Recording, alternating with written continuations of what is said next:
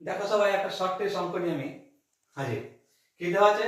-7 into -6 into -5 into -4 into -3 into -2।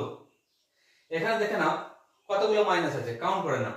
একটা, দুটো, তিনটে, চারটে, পাঁচটা, ছটা, অর্থাৎ 6। 6 এখানে কি সংখ্যা? একটা জোড় সংখ্যা।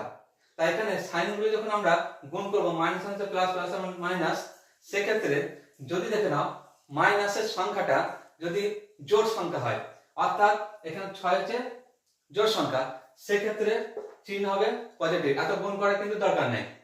যদি দেখে নাও ইভেন সংখ্যা আছে, তাহলে কিন্তু এখানে পজিটিভ, ইভেন বা জোড়। আর অড সংখ্যা যদি থাকে বা বিজোড় সংখ্যা, মাইনাসের সংখ্যাটা এখানে 5টা থাকে, তাহলে চিহ্ন হবে মাইনাস। তাহলে এখানে কি হবে?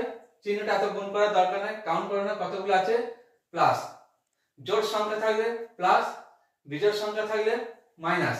এবার সংখ্যাগুলো আমাদের গুণ করে দাও। কি হবে? 7 into 6 into 5 into 4 into 3 into 2 গুণ করলে দেখবে আমাদের 5040 আসছে। 5040। আশা করি প্রত্যেকের অঙ্কটা ভালো লেগেছে।